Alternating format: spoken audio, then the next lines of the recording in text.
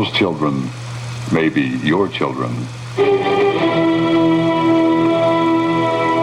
And only you can open that door. Your children won't be alone. Today, we can safely estimate that the Welland area separate schools alone will graduate 1,500 eighth-grade students in the next 5 years. Assume that only half of these boys and girls seek enrollment at Notre Dame College School. Add to these the unknown number of children of various faiths from many communities who seek entrance. These numbers alone will tell why hundreds, yes, hundreds, will have to be turned away. But they need not be. You can see that they aren't. You can open the door to Notre Dame College School. Our only hope is the motto of the Holy Cross Fathers at Notre Dame. In another sense, the children of our community are the great hope of everyone. Here, then, is a challenging opportunity for every resident of this community to increase the effectiveness of Notre Dame, the only private school in our area. In just 13 years, Notre Dame has grown from limited beginnings on property donated by Mr. Thomas Dillon, a former Welland resident. Today, it is a prominent preparatory school serving the cities of Welland, Port Colborne, Niagara Falls, and surrounding communities. The map shows the total past and present enrollment from some of these communities. In all, Notre Dame students, past and present, total 1,300 boys and girls, the bulk of them from 37 Catholic parishes. But Catholic students do not comprise all of Notre Dame's enrollment. 1 out of every 7 students is of another faith, a substantial percentage which helps to illustrate that Notre Dame is vitally important not just to Catholics, but to the community as a whole. For regardless of faith, all students derive the same major educational advantages: personal academic attention, together with career and moral guidance. Attention and guidance that are as readily available on Saturdays as during the school week. Character training and a sense of civic responsibility through such activities as the Student Council. Look at the present lives of Notre Dame graduates.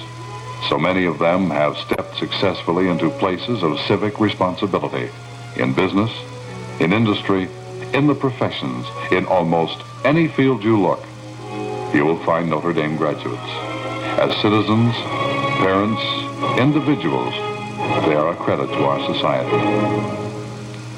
But now, let's take a brief tour of Notre Dame, an educational facility valued at almost $500,000 and far more in terms of the intangibles so vital to our community. The grounds and buildings give evidence of sound planning right from the beginning. A recent wing to the right of the main entrance houses the teaching priests. A debt on this facility is currently being repaid from the priests' modest individual salaries of $1,000 per year. They are helped in this by the exceptional efforts of the Notre Dame family, parents of past and present students. A case containing scholastic and athletic awards make a striking impression upon entering the main corridor from Smith Street. Many of us know that Notre Dame teams have excelled in football and basketball competition with other schools. Its academic record is every bit as impressive. This classroom is typical of 11 in the school. Modern and well-equipped, they are ideal for their use. The problem lies in the fact that there are just not enough of them. These rooms are also used for Notre Dame family meetings, when teachers and parents work together for greater understanding and cooperation. The laboratory facilities where students test and sharpen their knowledge with experiments in the sciences also need expansion. The cafeteria has a maximum seating capacity of 150. This includes both sections, one for girls, one for boys. Even with 2 40-minute shifts, present enrollment cannot be handled. In September, even 3 shifts will not suffice to see all the students lunching at school. Add to this the fact that there are no present facilities for cooking food at Notre Dame. The problem crystallizes. Children need adequate nourishment, and many Notre Dame students have no opportunity for a hot meal from morning till night. Notre Dame must offer cafeteria facilities at least the equal of those in local public high schools. A food preparation area and equipment are vitally needed without delay. The gymnasium is the center of many activities. First and foremost is physical education. The Provincial Department of Education requires of students a minimum of 4 weekly physical education periods. Due to the necessity of conducting boys and girls classes separately, this gym must accommodate 80 physical education periods each week. It is also used for recreation during lunch and for school meetings and functions.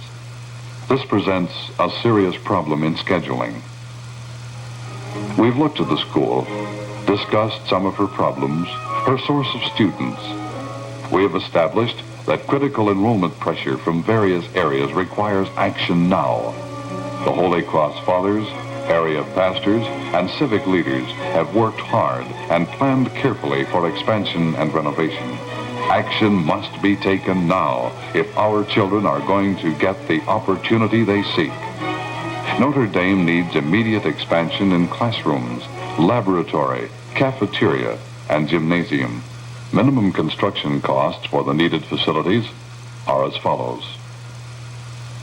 Gymnasium with folding door to split into 2 units and locker rooms, $125,000.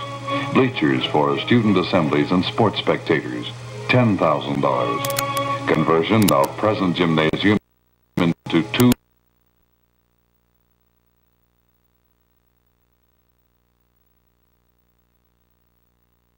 cafeteria downstairs, 5 classrooms and laboratory upstairs, $60,000. Furnish and equip cafeteria and classrooms, $30,000. Site preparation and landscaping, $15,000. Foundation for future swimming pool under gymnasium, $25,000. Total to meet minimum construction costs, $265,000. One point of special interest is the conversion of the present gym to classrooms, laboratory, and cafeteria. This will save approximately $150,000 over new building costs.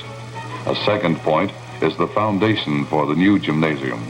By planning now, provision is made for the future construction of Welland's first indoor swimming pool. When built, this pool would be made available to area residents. These vital educational facilities are needed now so that Notre Dame may continue to provide adequate space for all students.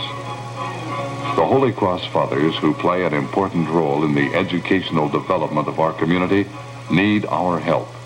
Only once, in 1946, was the community asked to provide capital building funds, and this through a diocesan campaign for high school education. $80,000, about 1/4 of the original school construction costs, was raised in a limited appeal.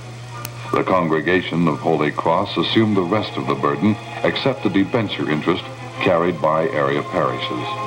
Now they are forced to ask for our help, as they are still indebted for the school as well as for their own living quarters. To date, they have repaid over 1/2 of the school debt, as well as contracted payments on their residence. They cannot shoulder more.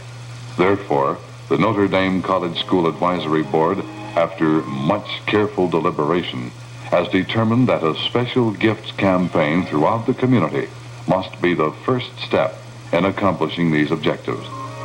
This board, composed of civic, business, and professional leaders, agrees with the Holy Cross Fathers and area pastors that we must act now to provide the needed classrooms, laboratory, cafeteria, and gymnasium. According to their recent survey, all conditions point toward the swift and successful attainment of the $265,000 minimum goal if we all assume our individual responsibilities. That we should do so for the sake of our children, ourselves, and our community is evident. For who cannot see the tremendous part that Notre Dame plays in our community? Every individual, every business, every club and organization must contribute to this common goal. Education is the essence of our free society. When we have an opportunity, yes, even an obligation, to sustain the growth of our country and community through our children, can we fail? Can we fail to provide a richer life for our children? Let us return to the motto of the Holy Cross Fathers, our only hope. There too is the hope of our youth. There, behind the door. The Holy Cross Fathers want to open that door, but they simply cannot do it without our help. Let us achieve great things. Throw open the door, Father. Let the children in.